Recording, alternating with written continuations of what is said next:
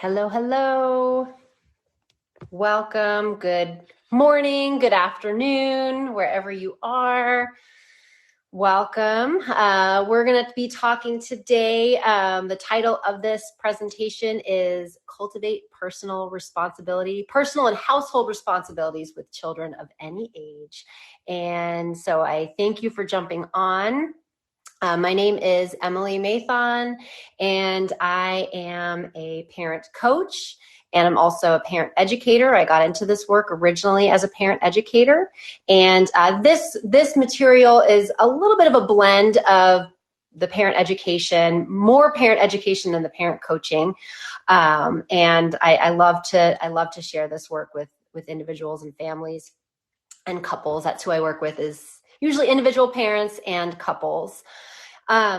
So, we're here because we're interested in really cultivating some kind of motivation in our kids to do various things, whether that is, doing their homework, or whether it's, helping around the house, a variety of things. So I wanted to first of all open up the floor for some comments. I would love to hear from your perspective. You're here for a particular reason. So the question is, what are some of the things that you are interested in having your child help around the house with, or what is it that you want your child to be doing? So you can go ahead and type it into the comments, just so I can kind of get a sense of, who's here and what kind of interests you have. Like what brought you here? What sparked your interest? What would you like some help with in your home? Or what would you like to see your children be doing? So I'm not seeing any comments yet. So feel free to just jump in. I know some of the ones that I listed were, okay, great. Thanks, Sadar. Yeah, put away their toys. Great. Yeah, clean up after themselves, picking up after playtime. Great. Yeah, that's definitely a big one. Let's see, help with chores. Great. What else? There's something that inspired you, something that brought you here. Well, even if you don't share it, keep that in mind as we're talking. So another one is picking up after themselves. So there's a theme here. There's a theme here. So first of all, so thank you for sharing, everybody who chimed in. And again, you can feel free to comment and as we go through, and I'll keep an eye on that. So the first thing I wanted to discuss was the somewhat kind of traditional or more common ways that that parents some strategies parents use that have some limitations, but they're common ways that parents try to quote unquote motivate their kids. And that is in the realm of rewards and punishments. And so, some examples of punishments would be, like yelling at our kids or nagging our kids, or grounding them or taking something away from them. So those would be some examples of punishments, right? And on the other side, the reward side is, things like giving them money or treats or toys, things like that, to kind of like bribe them a little bit to accomplish whatever you want them to do. So those are kind of like the kind of traditional paradigm for motivation. And to a certain degree, there is some, there's times where that might come in handy, but the challenge is when we rely really, really heavily on those strategies, the reward and punishment strategies, it can have some unintended consequences. It can have some limiting effects. So, for instance, with punishment, kids can end up lying, or they can end up kind of doing some sneaking around or doing whatever they can to please you, but not really doing what you want them to do. Or they're a little afraid of us if we use punishment as a constant, as the only tool. And then on the reward side, some of the limitations of using rewards are that they get kind of dependent on them. And it's like they're only looking for this external thing in order to get to do it, whatever it is that we want them to do. And so both of those kind of takes it away from the child in terms of like they're either looking out for what's going to happen to them or they're looking for what they're going to get that's outside of themselves. So just there are some limitations with that. So I just wanted to assert that to start with, that that's not what I'm going to be talking about today so much, although I know that those are common strategies, and there are certain places where specifically rewards can really be a useful thing, but I'm not going to be talking about that so much. Another example I'm seeing is being prepared for extracurricular activities. Okay, yeah, so we want them to kind of get themselves ready.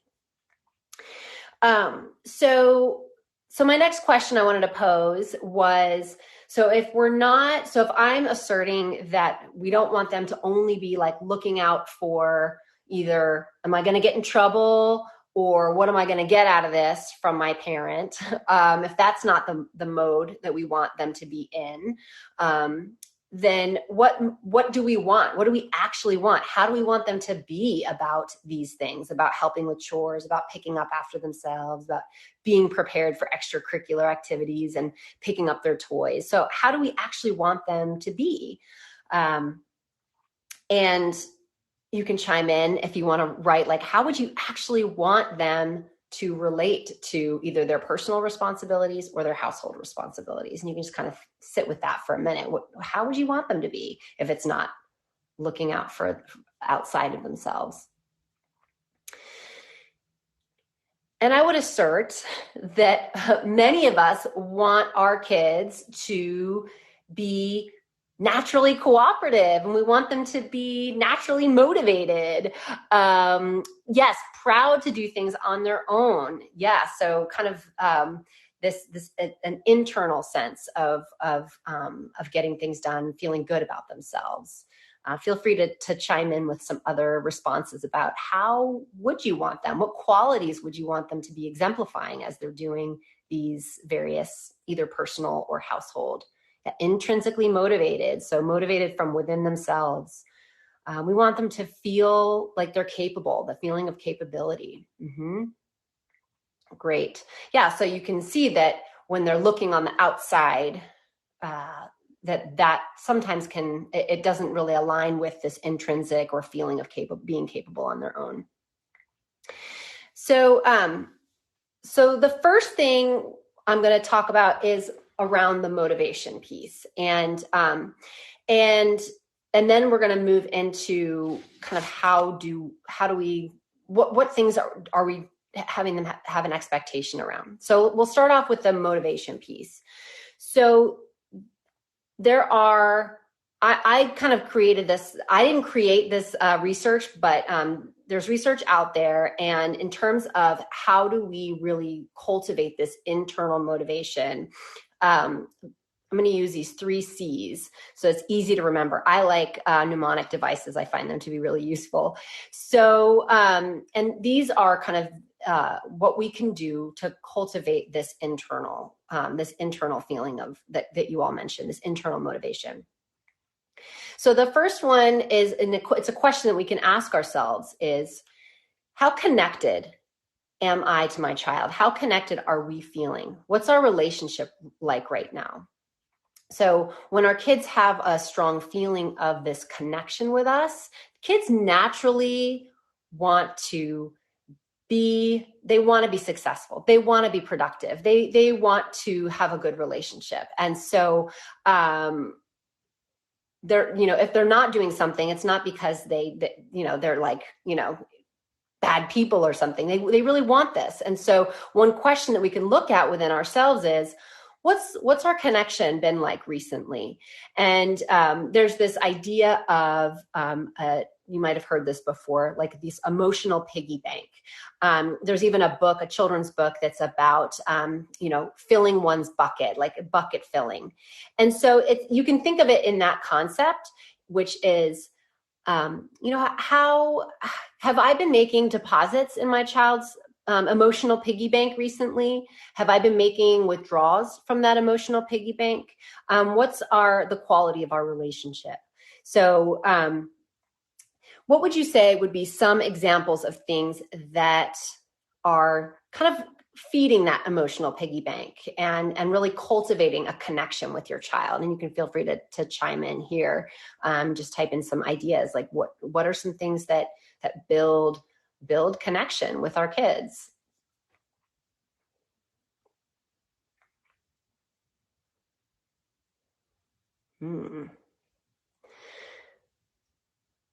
I'll say a few. Feel free to chime in too. But so yes, great, awesome. Thanks for chiming in. So one-on-one time, that's great. Yeah, some really dedicated time together when you're just spending time together, doing things together. Yeah, so and that could be, not necessarily one-on-one time. If you have more than one child, it could be all playing a game together or going outside for a walk or just playing, doing something that's enjoyable together. So that time together is a huge, it can be a great way to really cultivate that connection. And you might have even heard of this idea of the different love languages and knowing what your child's love language is. It could be that they need some just physical, closeness and hugs. Another comment, entering their world and seeing them as unique people. I see how hard you worked on that tower. I'm so proud of your focus. That's great, Ashley. And sharing your appreciation. So yeah, so acknowledging them, and appreciating, and even just saying, it could be, one of the love languages is words, and just telling them like, wow, I really appreciate you for what you're doing.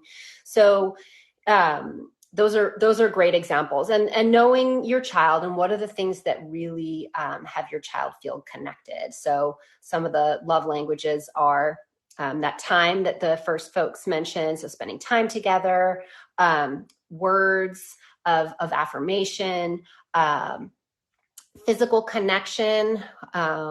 Another one is gifts, which might get a little tricky here. And then acts of service, like doing things for your child. So those are some love languages. You could consider that. You could consider the emotional piggy bank idea, and just really checking in on, have we had some really quality time together recently, or have we had some sweet connection moments? So that's the first C. So when the connection is strong, you probably have even noticed that after we've had like a really great bonding experience, if I say, hey, could you go take the trash out? It's going to be, you've probably noticed that there's our kids are much more willing and cooperative when we've already kind of like built that connection. So that's something that you can always attend to when wondering about this motivation piece. So the second C is having control over their choices. And so we probably have heard this, about offering choices. Sometimes choices can get a little confusing when we think we're giving our kids choices, and maybe not.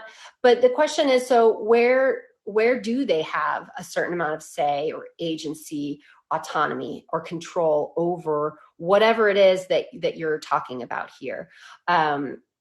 Whether it's about, you gave the example of picking up their toys. Is there like a certain time frame, and they understand what that time frame is? Do they, so we can think of ways that they can actually have some control over that. And okay, so we're going to talk about correction. So great question on how to go about if they continually forget something. So how do we give them some agency? So, and we'll talk about in a little bit later on how to build some of these in. But one question you could ask yourself is, do they have, what control do they have over this situation? What aspect, do they have any choice in the matter? And there might be some things that they just don't have choice about, but they might be able to have some element of choice or autonomy or control over the situation. So, for example, I'll just give an example. In our household, when we were divvying up the chores, we gave our kids choices around, okay, these are all the things that need to get done. And so which ones are you more interested in doing? Which ones are you going to take on? So you can give your family some choices around which chores they want to do. And we'll get into this a little bit later, but that is one like really clear way around building that in.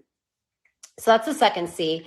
And then the last C is feeling confident in their abilities. So maybe they don't really know how to do something. And so that's something that is getting in their way. This may not be so much around household chores. It might be more around accomplishing a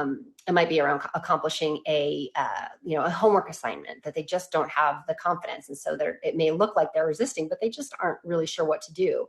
It could be around cleaning. They may not know if you just say, clean your room, it could be completely overwhelming of like, well, I don't even know where to begin. I'm not confident in my ability to get that task done. And so it might require breaking it down into smaller steps and teaching, okay, here's the little bitty steps to get to what cleaning your room looks like. And it could just take a little bit of practice, that they don't really have the confidence in their skill yet about whatever this thing is. So that's the third C. So again, it's how's my connection? Do they have any control over their choices in this situation? And then are they confident in their ability to actually take on this task?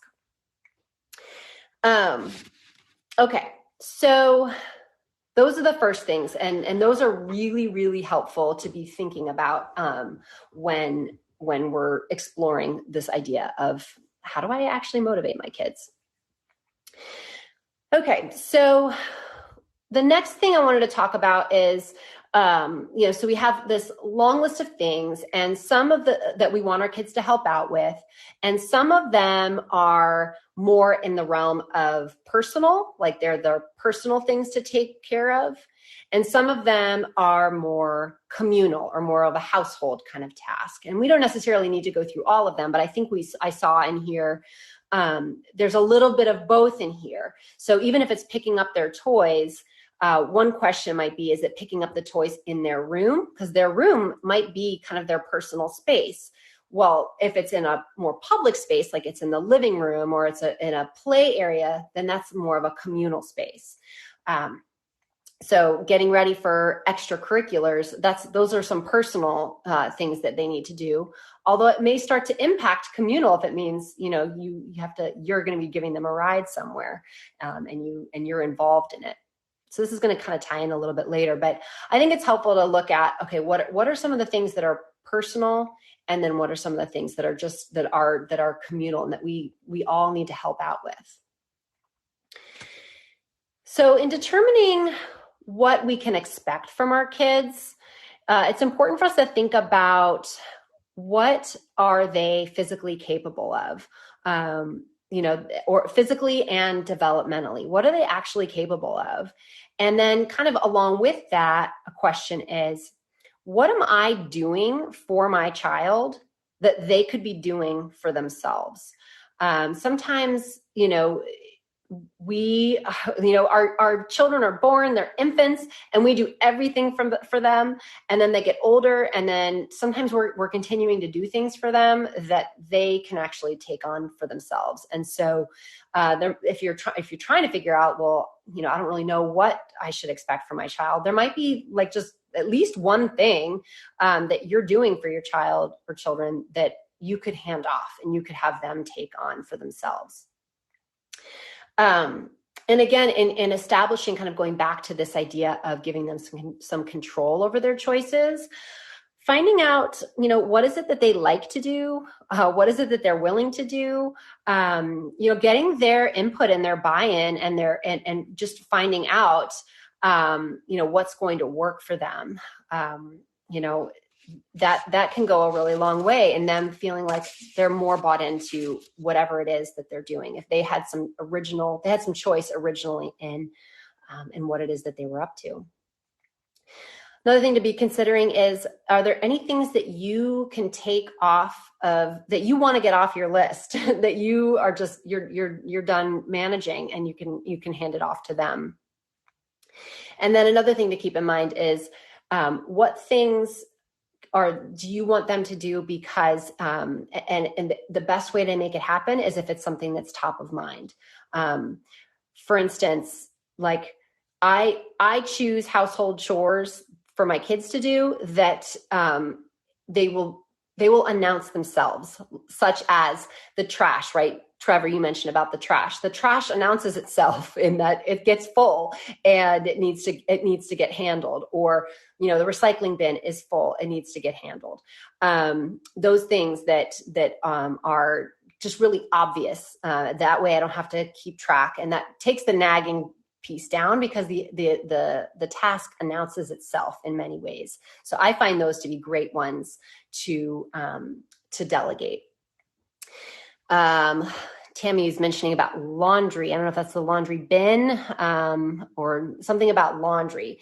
Yeah. And I mean, so depending on the age of your children, if they're, late tween, early teens, like they can definitely be doing their own laundry at that point. So, if that's something that you can delegate out. So I know my 14-year-old does her own laundry, and has been doing that for a little while. So yeah, laundry, that can take a lot of time out of our lives. So if we can delegate that one, get it off the list, that's great. And that's one of those things that's a personal chore versus that communal chore, in that if you don't get your laundry done, you're not going to have any clean clothes. And so that has that the impact on them personally, and it takes it kind of out of your hands. You don't need to worry about it.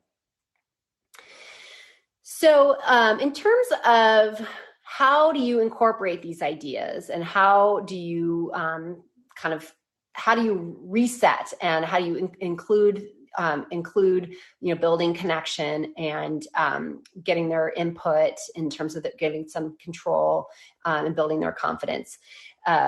Family meetings, or if not with the whole family, having a conversation with the individual child and finding out what it is that is really looking at the two pieces would be, is there some aspect of control that they need, or that they need some, they want to adjust it just so to make it work for them? And then the other thing, going back to the confidence, is there something that they just don't understand and they need some help with learning the steps or practicing the steps? So getting a sense of that, again, either with a family meeting as a whole group, or sometimes it just makes sense to do a one-on-one conversation. Okay, so these are more into the how-tos, the nitty-gritties, and this might tie into some of your questions that you had. Setting a specific time expectation. I talk with parents, and their lives are all of our lives, mine too, we're so busy. Our days are so full. And when I've asked, okay, so when in their busy day, when would you want them to do this task? Sometimes parents have a hard time answering that question, because their children's days are so incredibly full. And so if we can't figure it out as the parent, our child is definitely not going to know when they're going to be able to fit that task in. So I think it is important for us to really, it's like getting down to the nitty gritty of when are you supposed to actually do this task, and getting really, really specific. Some things are a daily task, some things are a weekly task, and some things are as needed. And so making sure that your child really knows what those expectations are. Something that we've done in our household and that I recommend is this idea of, when you do this, then you can do this. So, and that is, say my child comes home and they want to get on their screen. Okay, great. Yeah, you can do that once you complete your chores. And that's just a habit now. They know, okay, I'm not going to get on my screen until my chores are done. And so just having that as like the routine and the expectation, it's not, it's understood. So it's really, really clear. Sometimes kids really need some visuals. They need some visual charts and some lists because, I mean, we have to-do lists, right, as adults, and we don't always remember everything. So having it being really visible for younger kids, even having symbols for a visual chart can be really helpful. But for my youngest, he's 9, every morning for the first probably couple months of school, he had his checklist that he needed to get done. I was kind of done being the one who kind of ran the morning show. So we put it up on a whiteboard. He knew what his tasks were that he needed to get done.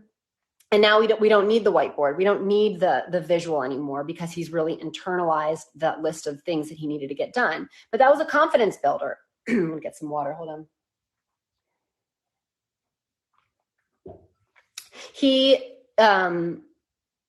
He just needed the visuals to see, okay, first I do this, then I do this, then I do this. So these are the things that I need to do every morning before I go to school. And I didn't need to tell him, it was just, okay, well, what's next on the list? and for him, it really did internalize. And really, we don't have it on the whiteboard anymore. So that's something that's a confidence builder. Another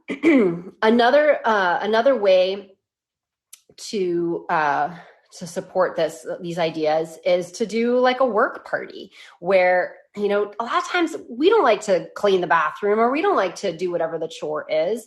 So if we're all working together, then, we're kind of doing it and we're having fun and you can turn on music and build some fun and some joy and some connection into the work because work can be fun when we do it together.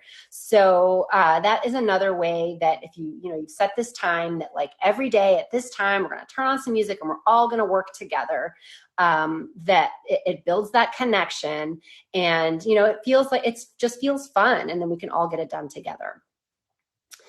So those are some of my suggestions on how to take these ideas and put them into practice.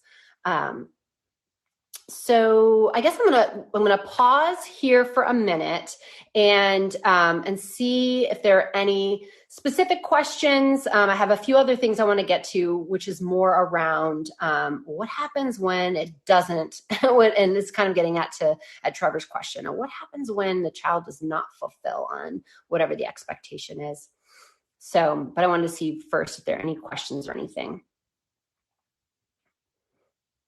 Okay, I'm just going to roll on through onto the kind of last portion of what I wanted to get to around what happens next. What happens when they don't do what you want them to do? You've done all these other things. The first thing I would look at is there something that we can change up? It's kind of going back to the child and finding out, okay, is there something about this particular task that is a challenge for you, or maybe you're just tired of it. Maybe we can switch it out. If there is an ability, like for a while, my daughter was just really against doing the dishwasher. She was done emptying the dishwasher. So we said, all right, well, here's the list of things that need to get done in the house. Is there something else that you would rather take on? And so we just mixed it up and gave her a different chore. So it wasn't that she was out of doing a household or one of those communal chores, but she got to try something different for a little while. Ultimately, she ended up coming back to emptying the dishwasher, but there might be, they might be tired of it. There might be something else going on, but if there's a way to change it up, change it up. I mean, I have some parents that I work with that they don't do it the way I do it, which is, you do the same chore every single time, and it's not even a question. But some families like to do more like zone defense, where they say, okay, you are in charge of this zone of the house. And, and they delegate it that way. Well, maybe they want to take on a different zone and it's time to switch it up. Some families do like chore rotations. And so that, that might be another thing to try. So there are lots of creative ways, but I would say, let's go back to, okay, getting some clarity around what's going on. The next possible way of dealing with a child not fulfilling on it is it something that I can let go of? Is it something that I can ignore? Now, this works best when it is not a household chore. If it's something more of a personal more in that personal chore category. If I just don't do anything, if I just let this go, if I just ignore it, what's going to happen? And so, of course, depending on the situation, it may be fine. They may learn, like I said about the laundry. If she doesn't get her laundry done, she doesn't have any clean clothes, and I'm not gonna manage that. I'm not gonna ask her, okay, have you done your clothes yet? I'm not gonna get into that because I'm just that's her thing to handle. So maybe there's something that you can let go of, and even as we. Our children are learning. They don't necessarily know, they don't have the same expectations that we do, but we want them to learn, right? So maybe they're not doing it exactly the way that we want them to do or exactly the way that we think is right, but maybe it's something we can let go of in terms of how they're doing it. So that's a question that I would pose for you is this something that I can just let go of for now? And that ties into the idea of the natural consequence that, there's some things that, natural consequences are going to be the best teachers. And so if we keep reminding, then it starts to become about us as opposed to the skill we want them to learn or the thing that we want them to take on. So is there a way, again, that we can just let them learn from their mistakes? And it takes something. I understand it takes something to not intervene, but maybe there's a way that they'll learn on their own if you can just kind of, let it go. Now, again, that doesn't work as well with the communal spaces or the household spaces because it does have an impact on us. And that's kind of when it starts to move into more of what you would call a logical consequence. Natural consequences, all right, if you just let things play out, that will be the best teacher. But sometimes if it's going to start to impact us as the parent, that's when we might need to talk about a logical consequence. So, the logical consequence involves, is it They're the R's, the 3 R's of logical consequences. Okay. First of all, is it going to be, let's create something that's related to what it is. Let's create something that is respectful of our relationship, going back to that, the connection that's so important. And is it reasonable? We don't want to have something that's so out of proportion to what it is that they did not take on. So that might be something that needs to be addressed as we need to create a logical consequence. And logical consequences work best when you have already created this agreement ahead of time. So it might be like about the trash. Maybe there's no, you've had the agreement, your child knows, okay, I need to take out the trash, but maybe there's some missing piece of the agreement that's not there. Like maybe they don't know, when they need to have the, what was the second R? I'll tell you in a second. Maybe they don't know when they're supposed to get the job done. Maybe it's that they need that really time specific thing, or maybe they do know and they don't understand, like, okay, what's going to happen if the trash doesn't go out by this time? Okay. So the 3 R's for logical consequences. I don't know what order I said them in. So, first of all, is it related? Is it respectful? And is it reasonable? And it's all on the foundation of that you have an agreement ahead of time. So agreements are with a lot of these things, it is like, it's the foundation. You have an agreement that you've discussed already. If a child doesn't know what, and that's kind of where this distinction between a consequence and a punishment is. If a child doesn't know, they're getting blindsided by this impact or this consequence, it feels more like a punishment. Like, I didn't know, we didn't talk about this ahead of time. So as much as you can, talk about it ahead of time so that they're really clear about what it is that you expect from them. And so it actually ties back into the control over their choices. They understand what the choice is. And if they, again, if you want to enjoy your screen time, you just have to get this done first. It's clear. It's not like I'm taking your screen time away. It's like, no, this is the agreement we have. You get your work, your chores done first, and then you get to kind of enjoy and relax. And then what is another way of looking at a logical consequence is this idea of repair.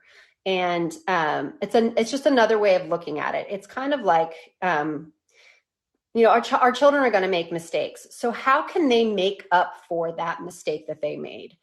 We don't want it to just be that, they feel guilt and they feel shame and they feel bad and all that, or that they blow it off. We want them to learn from their experience and realize that their choice had an impact on someone else. So repair is another way of looking at a consequence. So I'll give you an example.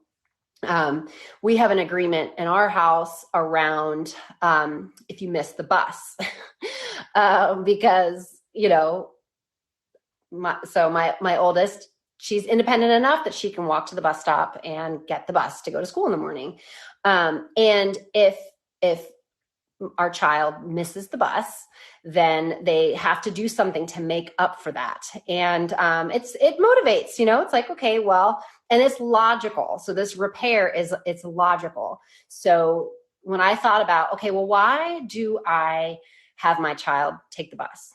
Well, it's a safe way to get to school. It's an economical way to get to school. It's an environmentally friendly way to get to school in the morning. And it saves me time. I don't have to then drive and sit in the pickup line or drop off line and all that. So what we created as an agreement around if you miss the bus is first that they have to pay for gas for whatever that amount. It's not very much, but they have to pay for gas.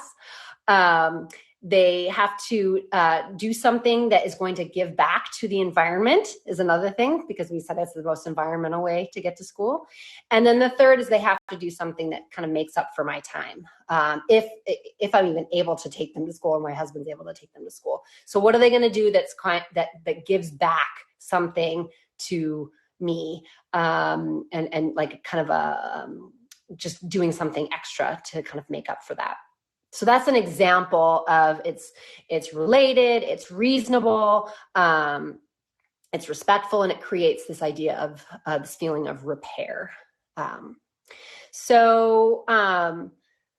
I know I talked a lot. There's a lot in there. And so at this point, I did want to open it up to whether you wanted more examples, whether you wanted some clarification. You can either type your question into the chat, or you can unmute and you can ask and we can talk. Because I know I've been talking a lot.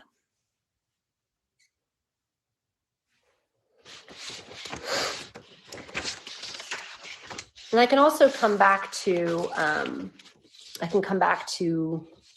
rewards. That's one thing that I kind of hinted at earlier on, but I want to give a moment to see if there are any questions or specific situations. I'm going to go scroll back here, see. Okay. So I'm going back to the original kind of things that folks said that they came here for. So putting away their toys, picking up toys after playtime, helping with chores, picking up after themselves, being prepared for extracurricular activities. Okay. All right.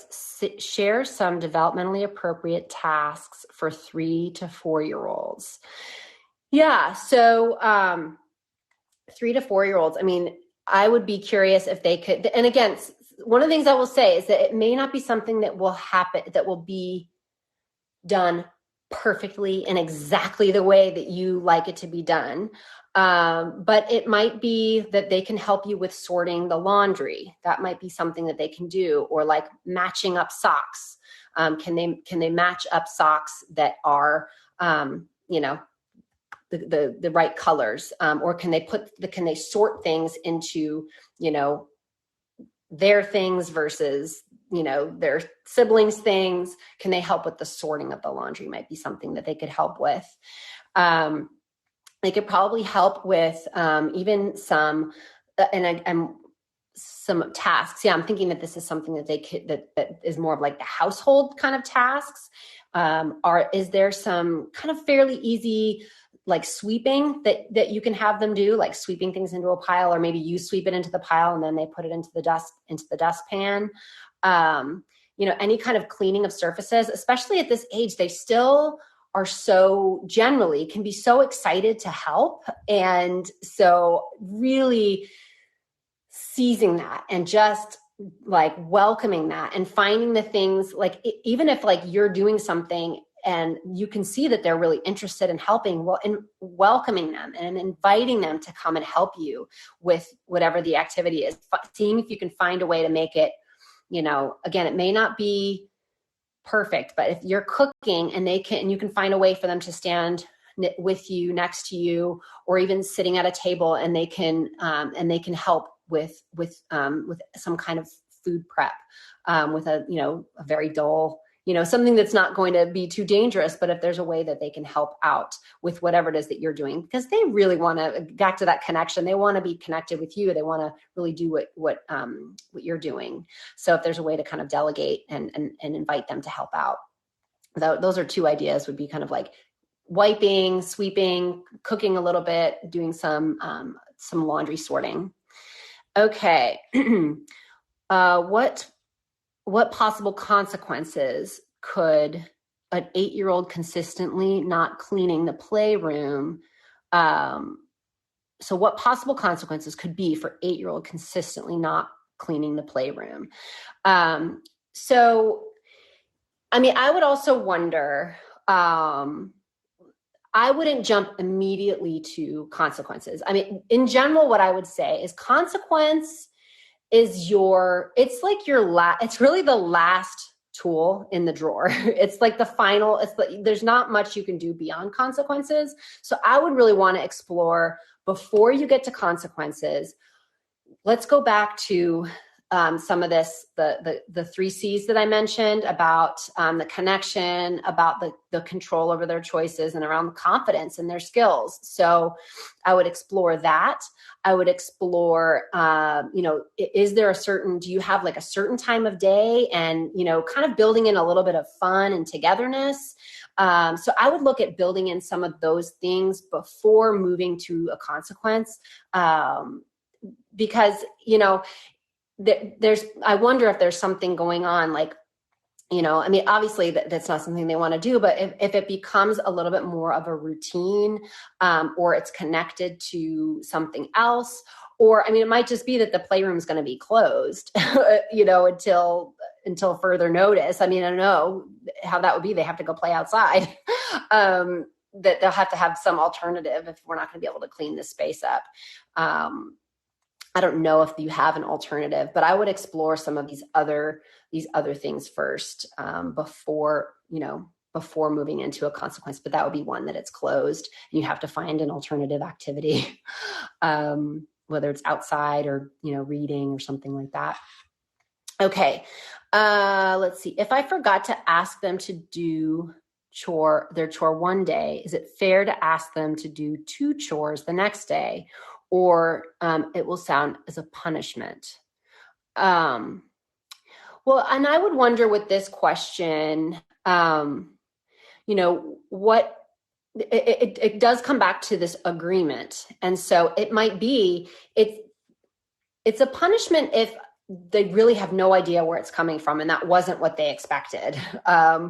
So I would say that, like let's regroup and explain that this is the expectation. If you didn't do your chore yesterday, you're going to have to do 2.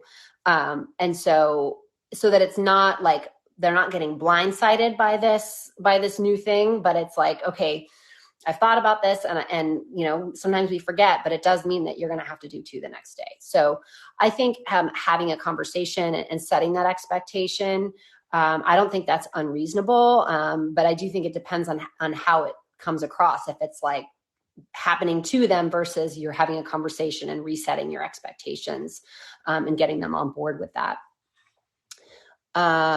Okay, so great. Thank you. Good. Yeah. So definitely keep asking questions. I do want to add one more thing in here, that I kind of alluded to before, which is around the reward idea. There are certain things that it's just helpful on a short-term basis to include a reward.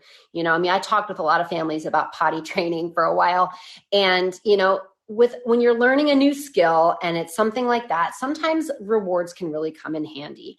And sometimes having like something that our child is working towards. I'll give you an example. So my child right now wants a pet. He wants a chameleon.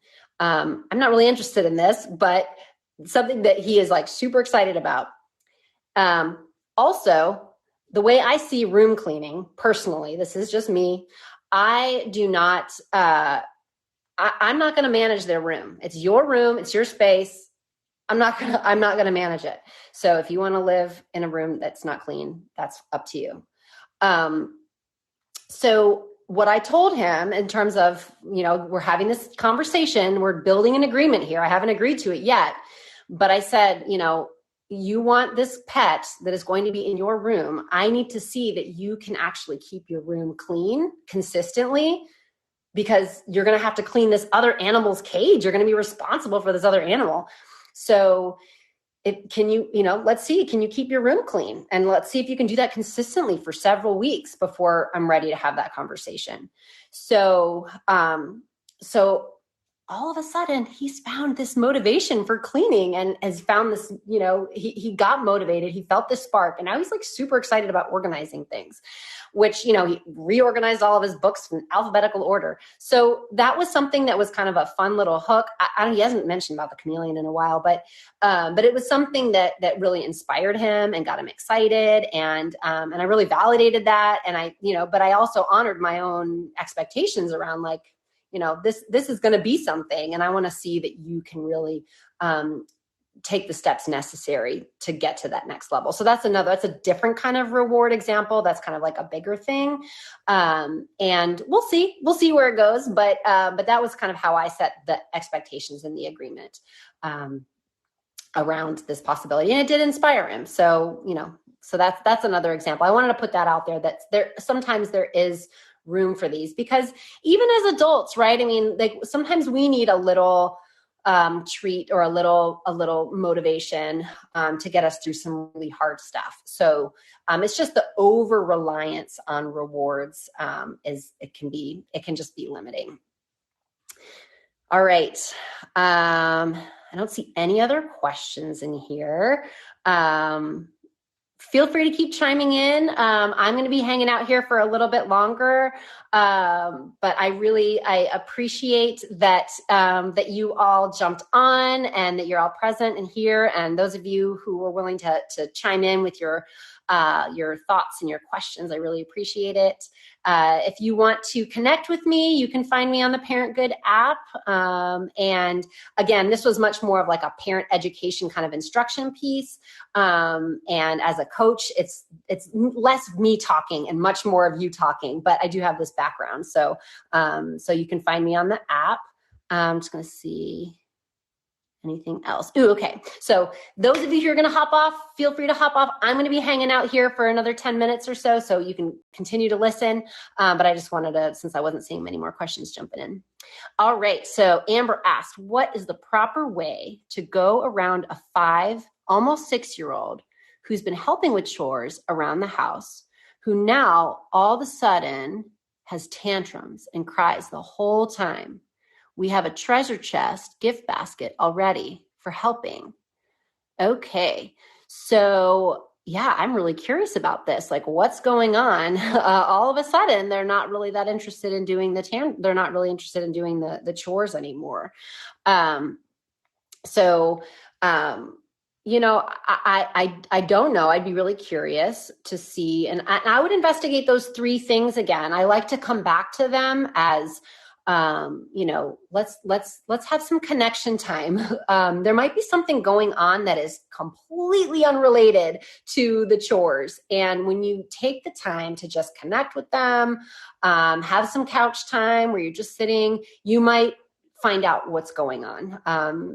That there's something happening at school, or their teacher said something that upset them, and it's coming home, because home is the safe place for our kids. And so if we can kind of build that connection and find out maybe there's something else going on, because that can happen a lot.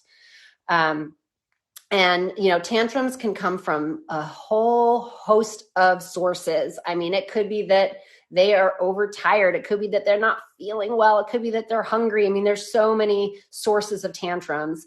And that lack of control can sometimes be it.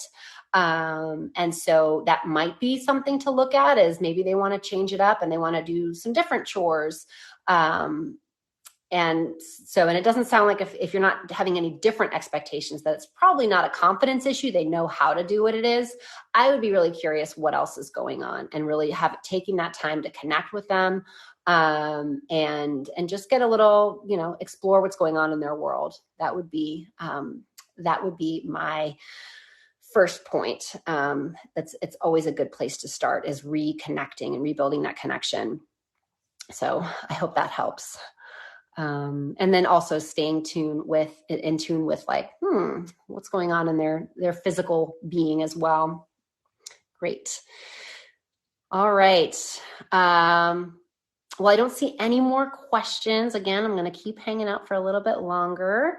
I thank you all. And again, I have a 14-year-old. I have a 9-year-old.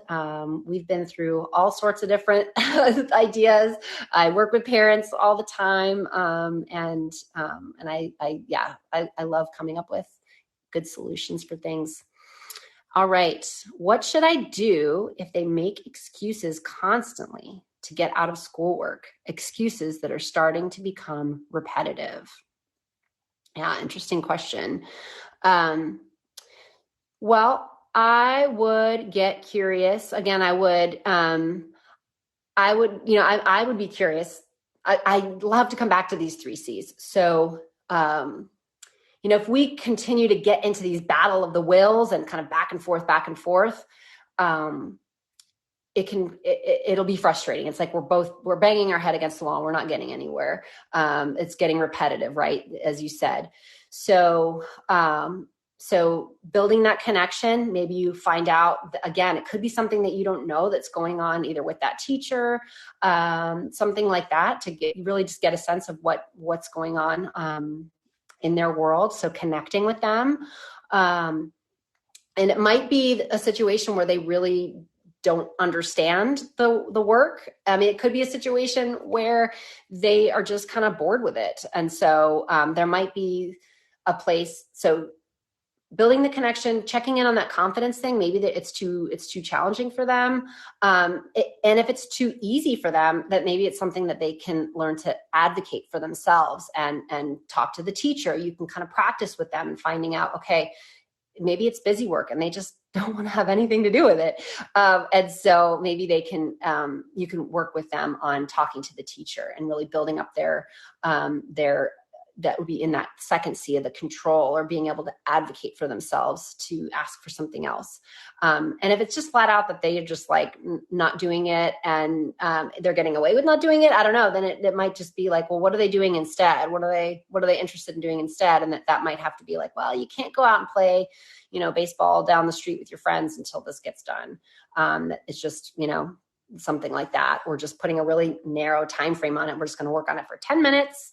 And then you can go play. So I don't know if any of those suggestions is helpful, but that's where I would look. I always start with the connection point and kind of get clear on like, what's going on here? Okay, let's see here. What is the best way as a homeschool dad and dad to delineate those roles and expectations? Because there are many expectations and roles. Yeah. Yeah, that's a great question. So, I set up really like a structure ahead of time for myself in terms of, okay, how many personal chores do I think each child should really be responsible for at these different ages? And how many household chores do I think that they should be responsible for? And I vary it depending on the ages of my kids. So my older one has both more personal chores and she has more household chores. My younger one has fewer personal and fewer household. So, I kind of I've written it out in terms of like how many of each do they need to do. And then when determining what actually needs to get done, again, I just list them out. What are all the things? And there are things that I'm not going to delegate to them. Like they can't go to the grocery store, but they can unload the groceries.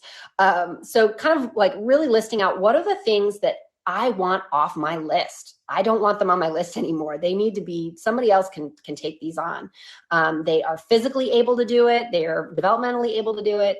So my kids, they take out the trash, they take out the recycling, the compost, they help me with the groceries. One of them cooks once a week, they do the laundry. So really mapping them out, and then giving them some choice. So I don't say you have to do this or this or that. I say, you have 2 household chores. What are they going to be? Which ones are you going to choose? And then those are your chores. So in terms of, I don't know if you're wondering about how do you delineate your own personal role as a homeschool teacher, but your household chores. I mean, I think it is hard when, like, a lot of us, when we came in back to our homes and our lives are just one big blur of work and home. As much as you can, create some structures and routines and have the expectations be really clear about, okay, the school day is over and now we're moving into chores and then recreation time, and having that structure, routine, and schedule really mapped out, I think will support you and your kids. I hope that's helpful. Okay, your boys are 10. Boys are 10 and 13.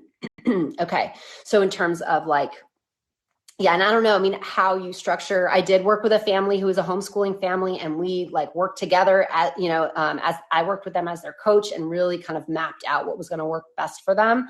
So but I do think that there's a certain amount of structure and routine, and kind of noticing what's the natural flow of things and trying not to go too far against the natural flow, like really work with what are they interested in? What do they want to do? What is it that your goals are for homeschooling? I would imagine that your kids learning some of these household tasks are important. Learning how to do laundry, learning how to cook their own meals, that those are important skills that I would imagine might be part of your kind of homeschooling process in addition to the more academic stuff. So I hope that answer was helpful in terms of, the structure and the routine. Okay. Wait, I think there's another one down here. I can't see it. Oh, there we go. Well, thank you, Tammy. Yes, we are getting pretty much at the end of our time here. And I'm going to see if there's anything else here. And I love talking with parents. I love talking about this stuff, supporting folks, and I'm right there with you in it with my 9 and 14-year-old. And so if you have any further questions, you can find me on the app. You can send me a message through the inbox.